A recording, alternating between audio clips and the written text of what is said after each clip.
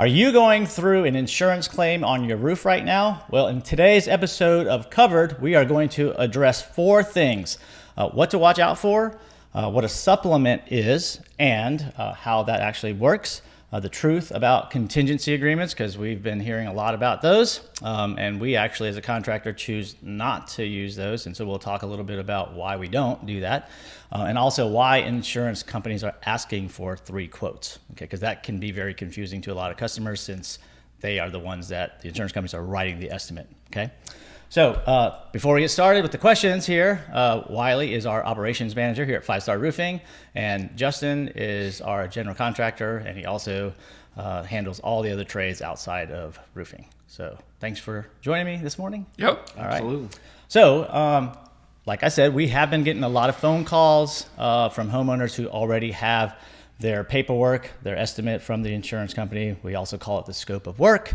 And they are asking, like, well, what do I do now?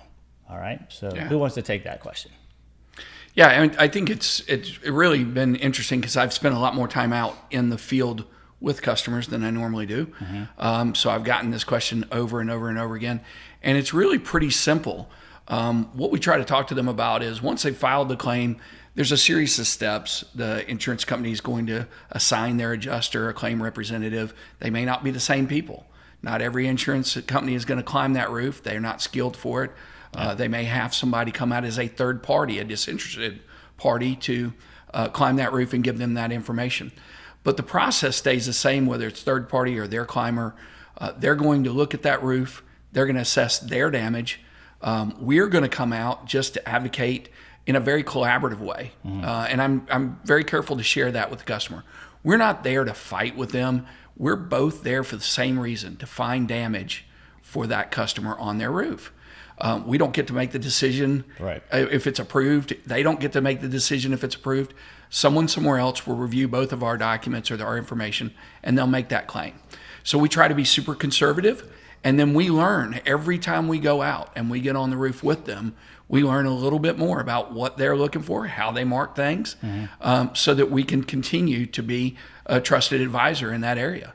So once that's done, they'll send that scope of work. And it's always the document that people go, well, I don't know what that is, right?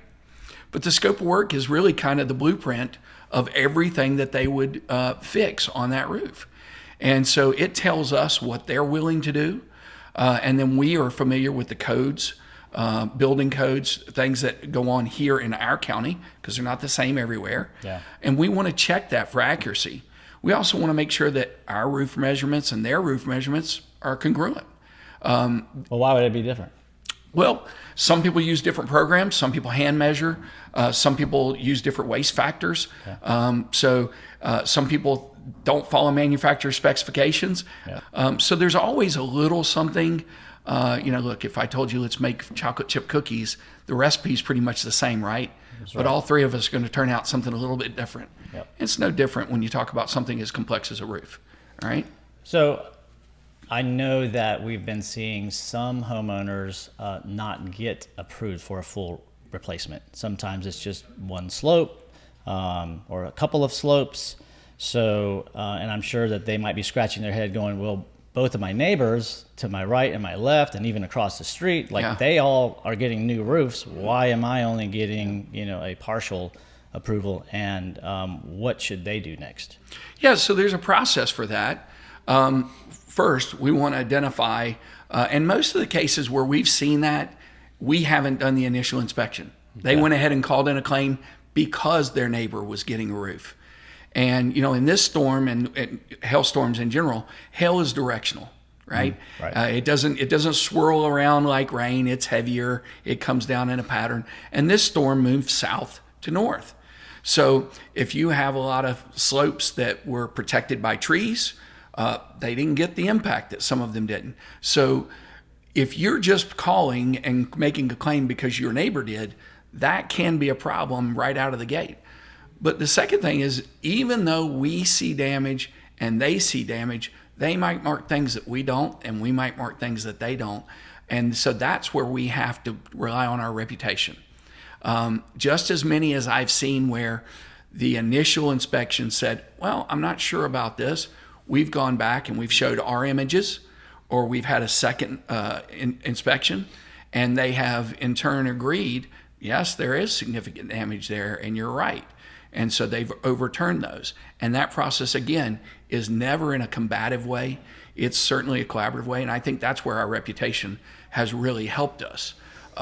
Many adjusters. So yeah, let's talk about that for a second then, because if I'm a homeowner and I have my paperwork, my scope of work from the insurance company, and I only have a partial approval, let's say that maybe it's $5,000, and I know good and well it's going to be every bit of $20,000 probably to replace my roof, because all the neighbors are talking and they're saying it's about $20,000, just as an example. Yeah. So should then my next move be under the assumption well, maybe my roof just doesn't have the type of damage that theirs do, and then just get estimates from other contractors? Or should my next move be, well, let me get a second opinion, and if that's the case, then how do I go about getting that? Justin's shaking his head, so okay. I know he's all over this. Okay. Yeah, no, I would say, especially if they already have a scope and we didn't do the initial inspection, especially. This is why we tell all homeowners we've been dealing with, especially too, the earlier you can get a trusted contractor involved, the better. Because you have somebody who is a professional in the industry, who knows what they're looking at, who knows what they're talking about, who can advocate on your behalf as the homeowner. Right. As a homeowner, you're not climbing on your roof. You're not knowing what you're looking for as far as hail damage and those things. And so having a trusted contractor that you can call on. So the earlier you can call us and get us involved in that situation, the better. Okay. Because at that point, we can kind of step in. We'll do our own inspection, whether it's myself or one of our lead inspectors that goes out and is going to take a look at it. We'll mark up the roof just like the insurance is going to, what they're looking for. And then we're going to take all that documentation and we can get back with your adjuster and say, this is what we found. And we can either ask for a reinspection. We can ask for one of their field engineers to come out. There's a process that we have on your behalf to advocate for you that we can step in and help you through that whole thing. So. Okay. Yeah, because I have found that in some cases, not all, but in some cases, when we go back and do the inspection with our documented images and our own estimate that we send to the adjuster, sometimes that desk adjuster will actually just go ahead and approve it. Yep. And why is it important that the contractor be present at the adjuster meeting? Because I think sometimes the perception is, it's a salesy thing, the contractor just, wants to do something related to sales. Right. But what's the contractor really doing? We're there to advocate on behalf of the homeowner. Okay. And so we like to be able to, again, like Wylie said earlier, number one, we learn from all of those meetings ourselves, kind of what they're looking for to better ourselves and be better prepared on our end so we can make those determinations moving forward, to file a claim or not for a homeowner. But then also we're there simply to walk with them, point out things that we noticed. We've done our inspection. We know what we found. And so we just want to make sure we in a very collaborative way point that out to the adjuster, to the ladder assist, and let them know, hey, this is what we're seeing. Make sure that they're marking the things. Make sure they're doing the full job that they're should do for the homeowner. Yep. To make sure the homeowner's getting taken care of in the way that they should. Yeah, and that spills over in a couple things. I mentioned earlier, we're from this area. Some of these guys are coming from other states. They do things differently there. They build roofs differently there. You would build a roof very different in Rhode Island than you would in Florida. Yeah, that's a good point. Yeah. So they're not really 100% looking at everything that we do here because they're not familiar with everything that we do here. So it's a good opportunity for us to collaborate with them, learn a little bit. Sometimes they know some great tricks for being safe up there, doing things. That only works out better for us. We take that back out in the field as well. But one of the things that Justin and I kind of set as a goal for ourselves when we went out is we wanted to be super conservative. We felt like if the adjuster or the ladder assist came out and they didn't mark more than we did a bad job. Yeah. And in most cases, I think probably about 95%, they have marked things that we were very marginal way beyond, yeah. And that's okay because that helps us realize we're not pushing the boundaries. Right. We're not filing claims that are frivolous. Yep. So we're really doing the job that we're being asked to do by the homeowner, and that's a good way to check it. Yeah. I've seen some photos from our team that's gone in behind some other contractors, and they're actually circling things that are not actually hail damage. For sure. Because of lack of training and that kind of thing. All right, so let's kind of transition. Let's talk about why insurance companies want them to get 3 different estimates. That can definitely be a little bit confusing, and we definitely get phone calls asking, for an additional estimate because they were told, they already had their paperwork and they were told by their adjuster, and sometimes it's even in writing that they should get 3 estimates. Sure.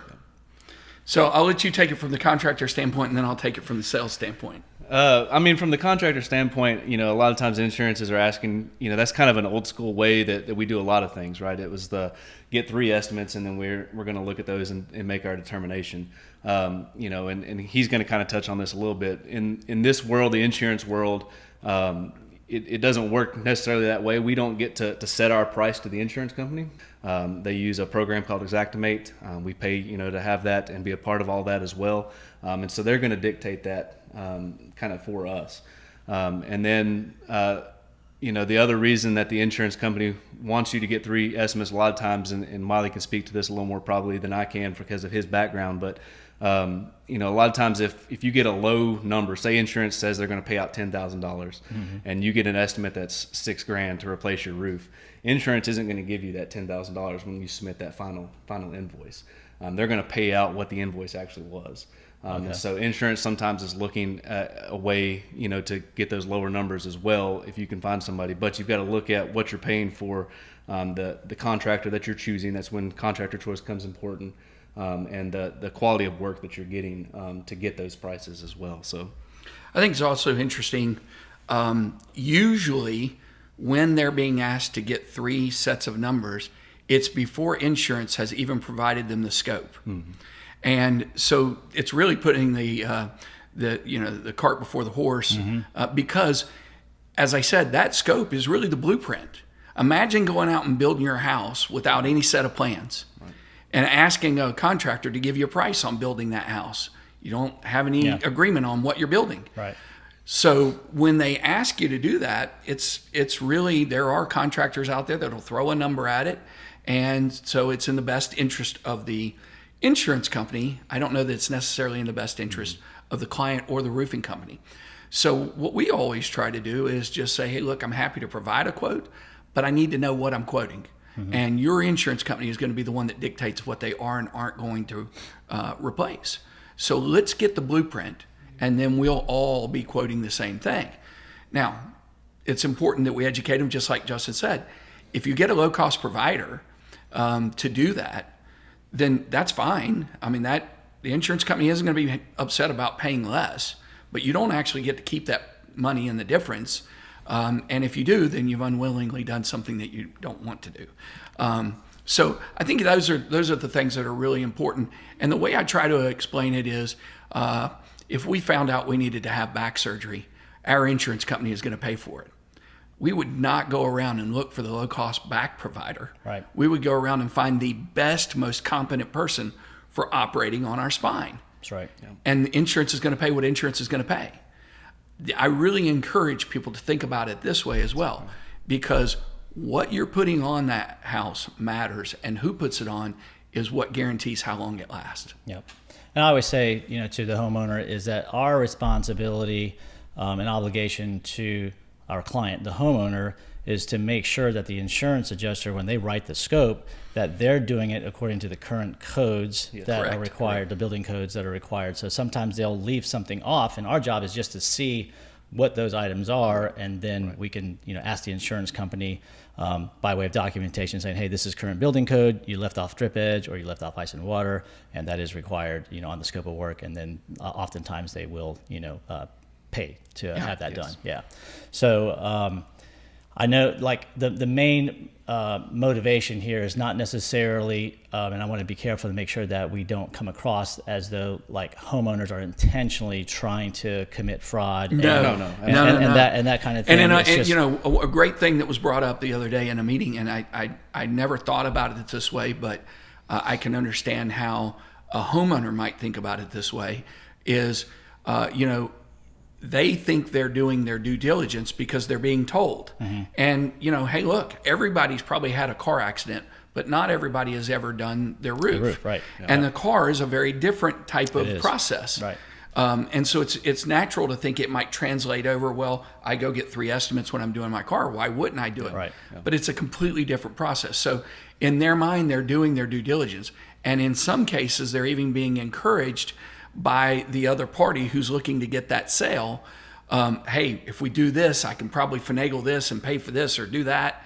And so that's why I say unwillingly or unknowingly, they could be doing something that isn't in their best interest. Right. So we want to make sure that we educate. I've never seen anybody get in trouble for blind understanding. I've seen them blind trust. Yeah. Blind trust will get you every time. Yep. But if you educate and understand, no one ever comes out going, boy, they really got me there. Yeah. All right, very good.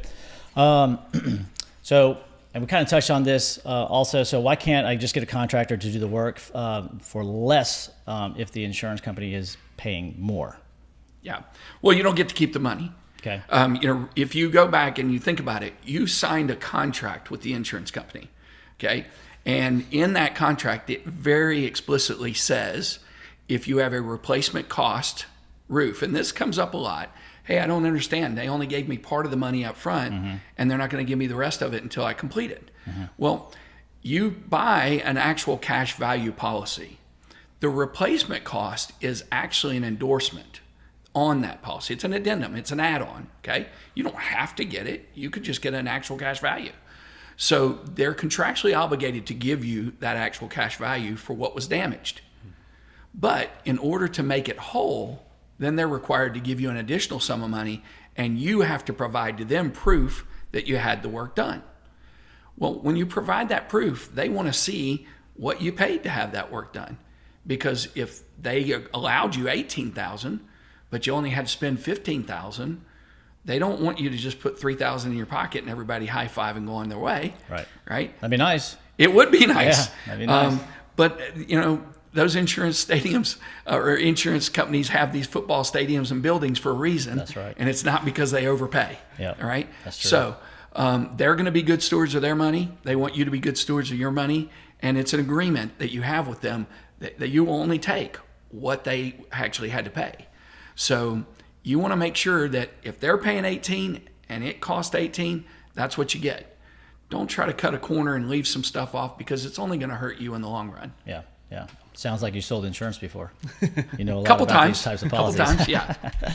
All right. So, how many days from the time that we have a contract in hand before we actually can install the roof? I know we kind of talked about this in an executive meeting last week, and I love what you were communicating to the homeowners. That we could slap on a roof really fast. If we wanted to, because there are a lot of subcontractors out there that's willing to do the work. I mean, they're just they're just coming out everywhere. So, talk about what our time frame is and why we choose to do it that way. The expectation that we're setting right now is from the time that we have a contract in hand and a deposit, we really want homeowners to kind of think 4 to 6 weeks. Okay, and that all depends on materials. It depends on labor. It depends on weather. We're in the spring. I mean, it can be it's 50 degrees yesterday and it was 80 the day before. So you never know. But really, it's important because if we just use anybody, if we just use any material, everyone asks, how long is this roof going to last? And we say, well, it's a 30-year shingle. But it's 30-year shingle if it's installed per manufacturer spec. So it matters. Did they use the right underlayment? Did they hand nail it? Did they use a compressed air gun? Did they over nail? Did they under nail? All that matters. Right. So we're not going to cheapen the process by just grabbing any crew. Our crews, they've been with us. They're vetted. They install to our specifications, and that's how we're able to stand behind our work for as long as we are. So we would rather protract that time out than to just use anything and throw it out. But the second part of that is it also matters about how the availability of materials are. I've had people ask over and over again about tariffs. We don't have that issue. We're using GAF shingles. But also because we're here and because we've been here and we're a local contractor and we have great relationships, we do come first when it comes to getting materials. And that can hurt you and push you further down the line depending on who you use. So we continue to update. It's a living, breathing document. We'll let people know as we go along. But right now, we're just running about 4 to 6 weeks. Okay. All right. Good deal. Good deal. That makes sense. All right. So let's talk about this uncomfortable conversation here, or the topic rather, contingency agreement. So there are a lot of roofing companies that, especially when they're from out of state, that they lead with a contingency agreement that they want the homeowner to sign before they even get up on the roof to do an inspection. So what is a contingency agreement, and should a homeowner be worried about signing one? And if they have, is there a way to get out of it without a financial penalty? So contingency agreement, to me, on the surface, seems like a good idea. However, it mostly benefits the roofing company. It very rarely benefits the customer. It is an agreement that says, I've come out, I've taken a look at your property, I've shook your hand, and we've agreed to do business. So what's the harm in having you sign a document, right? Unfortunately, whenever there's something that's kind of good, someone will add some teeth to it or do something else to make it extra good in their favor. And so what we're seeing is that some of the ones that folks are signing have a penalty clause built into it that says, well, if you had us engage in any work and then you go somewhere else, we would like to charge you a fee. And it might be $1,000 or 10% of the project or something else. And that's unfortunate. That's really unfortunate. Is there teeth to it? I imagine if somebody really wanted to enforce it and were willing to spend money on it, sure. I imagine you could make teeth. But in this day and age, it's honestly going to cost you more to try to enforce that than the paper it's printed on. Yeah. I always like to tell clients, and we've done it over and over again, our time is our investment in you. If we do all the steps that we're supposed to do up to the point of contracting and we haven't earned your business at that part, that's my fault. Yeah. I did a bad job. Yep. I mean, if I'm coming out and I'm looking and I'm advocating and I'm guiding and I'm talking you through the whole process, and then when it comes time to put a name on the piece of paper, I haven't instilled in you the value proposition that we should have, the paper doesn't matter. Right. Exactly. Yep. So I just think they on paper it seems, or on first blush it seems like a good idea, but it rarely favors the customer. Yeah. And I know with a lot of other roofing contractors that may be watching this, it definitely goes against, their culture.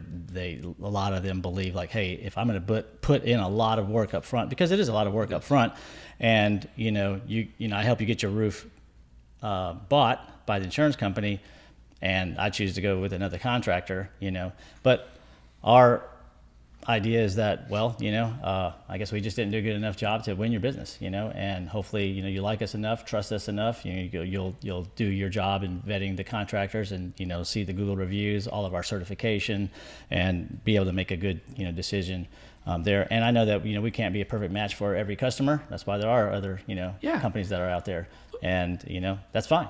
Yeah.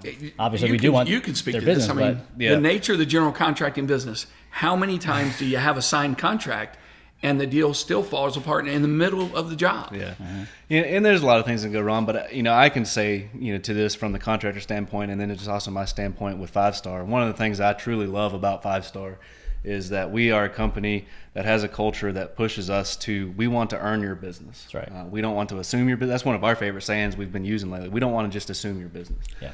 And, as the owners of the company and leadership in this company, they really empower all of us to do that. We don't want to just, assume your business or put you into a contingency just because we came out and did something. We truly want to earn your business. And that's great to me. Yeah. Love it. Love it. All right. So why should a homeowner choose a local contractor? There's a lot of them that came from out of state. Yeah. Big storm. It happens all the time.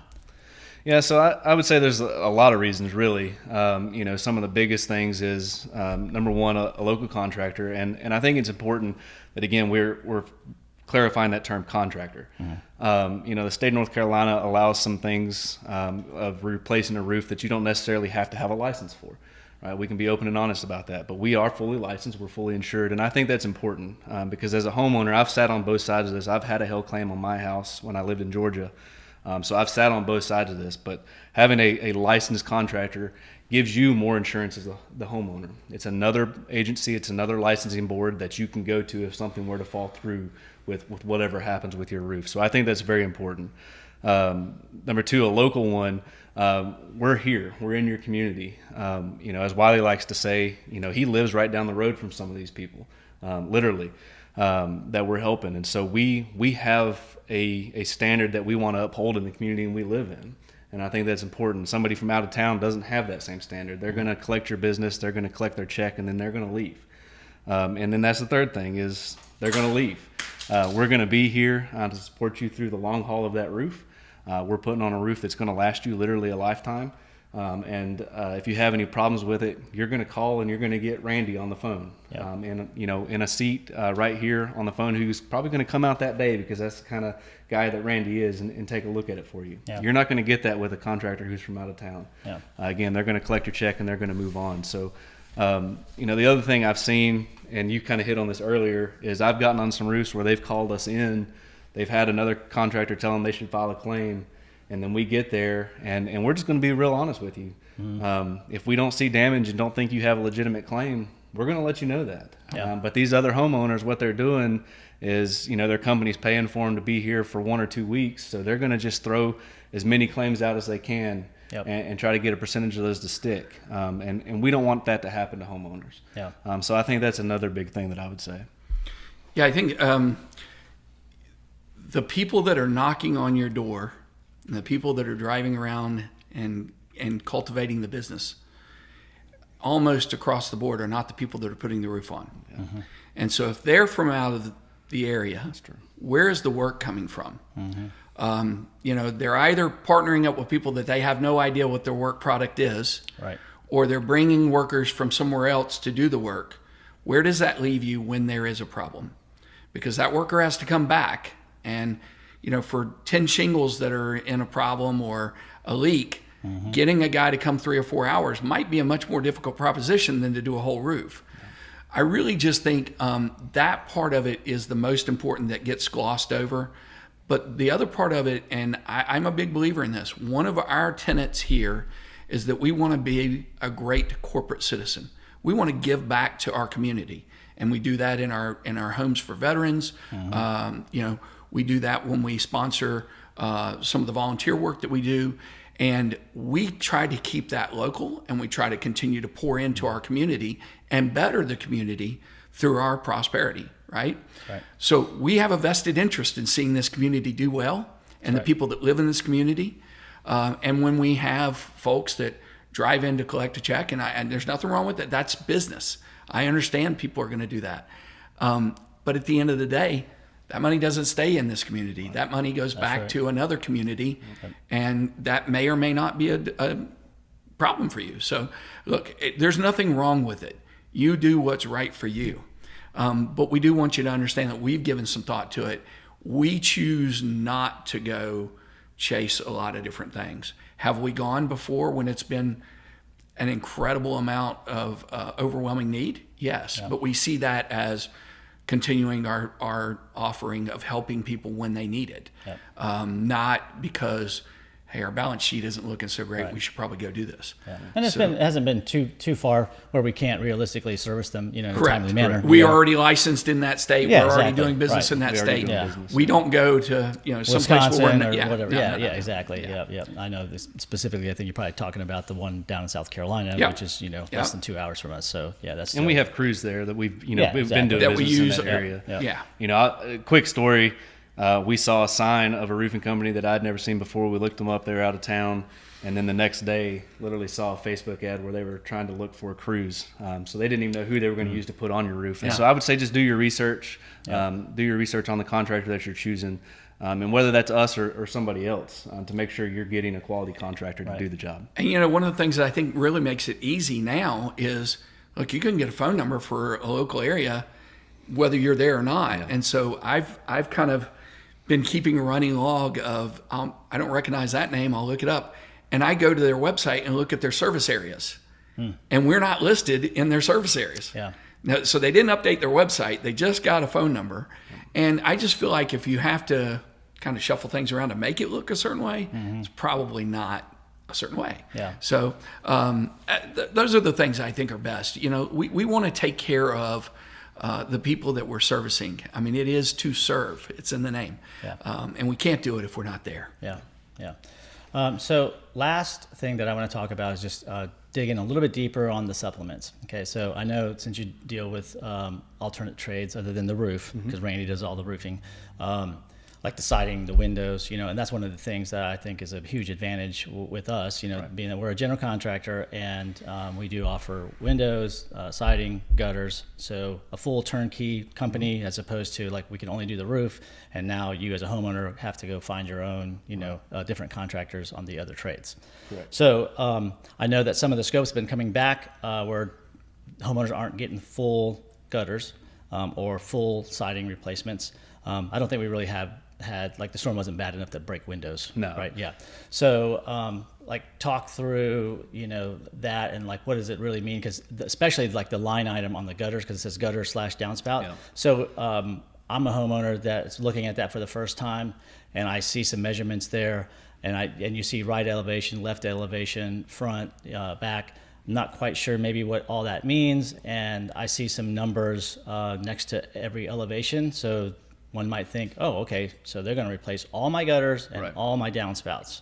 But that's not necessarily the case, right? That's not the case. So how do we determine what they are really replacing? Yeah, so again, that's where having us come in on your behalf. We have people in the office, and we normally put multiple eyes on every insurance scope that comes through. And we're going to check those measurements. We're going to check everything. We're going to do our own inspection and take a look and see what we find. And let you know exactly what insurance is paying for. At that point, if there is something, there's downspouts that they've not included that we found damage on, that's where, like Wylie's talking about, we go back to supplementing. And we're going to go back to the insurance company on your behalf to get you owed what you are owed because of the damage found. But in North Carolina, the insurance company siding is a big example of that. They do not have to replace your whole house just because one side was damaged. Yep. We're a non-matching state, and a lot of homeowners don't understand what that means. But they do not have to match, 100% to the siding that you have currently on your house. A lot of times they'll pay for the whole side, that whole right side of your house or the back of your house, depending upon what was damaged. But they may not replace the whole thing. But that is, again, whereas just a roofing company that does that full scope of work, we're also going to talk to you about your options there, because some owners come to us and say, hey, they're paying for two sides of my house, but I don't want to just replace the two sides. What can we do? And we'll work with you through that whole thing too, is, we'll let insurance pay for what they're going to, and then we can quote you for the rest of, the remainder. And we have options there with financing and things like that as well. So we have a lot of options when it comes to that.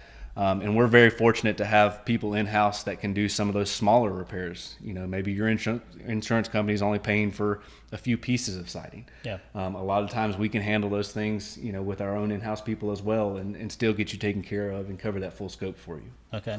And I know some homeowners might be wondering, hey, so I have shingles on my roof now. I've got this insurance claim. They've given me some money. Maybe I want a different product, maybe a metal roof. Can I still get a metal roof even though they only pay to replace shingles? Absolutely. We can take that insurance money towards the replacement cost of the whole roof, and basically see what that difference is. And again, we have financing where you can pay it outright or however that looks for you, but we can walk you through that entire process and what that'll look like for you and get you what you want at the end of the day. Yeah. So it could be a good opportunity if it could be a great opportunity to upgrade if you've been thinking about it. And it's, hey, insurance is already covering $20,000, a metal roof's going to be another whatever, but you were thinking about it. Hey, here's an opportunity for you to do that. And then there's other things that we can offer as well that we haven't talked about that, again, we'll walk you through that as well. But, insurance upgrades, there are shingle upgrades that we can talk about. So, there's different options there for every homeowner. Yeah, I think that is where I feel like we really set ourselves apart. We're not coming out looking for, it's an insurance claim, let's just make it like it was. We want to walk you through the entire process. We want to explain everything to you, go over the options that you have, and then let you prayerfully consider it however you come to your decisions, and then we will find a way to get you to what it is that you want. It's not an order-taking process. It's a consulting process. Yeah. Something has happened to you, and it's thrust you in a situation, and now you have to make a decision of how you're going to fix it. And it may be the one time you ever do it. It might be the second time you've done it in your life, but we do it every single day, right? Every single day. So, every single day. I mean, we want to take that expertise and we want to put it back with you and hold your hand through the process so that on the other side, you should feel good about being part of the 5-star family. You should feel good about mentioning us to your neighbors or to your friends. Because I can be honest with you, most of the folks that have contacted me, and I'm not a salesman, I'm the operations manager, but I'm helping them because they're my neighbors. Mm-hmm. Most of them contacted me because they talked to someone else, then they felt uncomfortable about what they talked about because they talked to a neighbor and they said, well, that's not the experience I had at all. Yeah. You should call 5-star. So that's why I think it's so important that we continue to consult and handhold and be together, because we have to stand behind this for a long time. Yeah. And it starts with a great understanding of what we're doing from the front end. Yeah, I think the data showed that almost 50,000 homes were impacted. To what degree, we don't know, right? But we've definitely seen a lot of roofs get whacked pretty good. So what would you say to a homeowner, and I promise this is the last question, what would you say to a homeowner who's on the fence that haven't filed a claim because, they're on, in their yard, they're looking at the roof going, I don't see anything. It looks fine to me. I didn't have any dents on my car. So I think I'm good. I don't have any leaks, but you're kind of close to people that are getting roof replacements. So what would you say to that homeowner who's like, I don't know if I should file a claim or not? Yeah, from a contractor standpoint, again, it's looking out for your best interest, not just today, but down the road. Mm-hmm. So having a licensed, reputable contractor take a look at it, because what can happen is, it seems like everything's fine. We got some hail, but I don't have any leaks, and so I'm not going to worry about it. But the problem that the hail damage can ultimately cause is premature failure of your roof. So if that roof's life expectancy is 30 years and you have hail damage, what it does is it removes those granules, and now that matting underneath, that fiberglass backing is showing, and the sun will eat away at that and start to deteriorate that matting. And that's what the granules are really there to protect, is to protect that shingle from all that sun exposure, and what we get is what we call blistering. And so over time, it will continue to eat away at that, and then can cause leaks down the road. So then, down the road, 5 years later, now I got problems. Why don't I just file a claim then? So I'm going to let Wylie take that from the insurance side, because there are time limits on all that. Yeah, so you have a time limit to file, and in most cases 3 years. Okay. But what I would say is the event is not in dispute. We had a hail event, right? And the only way that you can make an accurate decision of what you should do is to do one thing up front, which is have it inspected. We climbed on a roof yesterday. He climbed on a roof yesterday, and it was 8 years old. Yeah. So it's 8 years old. It's a beautiful roof. It was a GAF charcoal roof. It held up very well. Mm-hmm. So there was a hail event. It did have some marks. Mm-hmm. They weren't marks that are going to cause damage today, tomorrow. And we told the homeowner, hey, you've had an event. It does have some marks, but it's not enough that they're going to buy your roof, and it's not enough that it's failing now. Okay. But it is something that we need to watch, and you need to consider how you want to proceed. And so we provided information, and we gave them our best assessment, and then they ultimately have to make that decision. But the decision they make will be one that is made with knowledge and with some understanding and photo evidence, right? Right. So if, 18 months from now, we can say, well, we did have it inspected, and here's when we did it, and we're within our time frame, and so they do go ahead and make that claim. Why would you not want that in your repertoire? Yeah. The second part of that, I would just say, is that you said 50,000 homes were affected. One of the stats that I looked up was that around 80% of insurance scopes are underpriced, meaning that they left off something, didn't price appropriately for the area, didn't meet a code, whatever. So of those 50,000 homes, and whoever would decide, I'm going to turn in a claim, more than 75% of them are going to need somebody to advocate on their behalf. Choose wisely. I thought they're in good hands. I'm sure they are. What are the others? All the ones. All the ones. Jake would never let that happen. Whatever. Yeah. All the ones. But I'm just saying, at the end of the day, We work in the roofing business. That's all we do.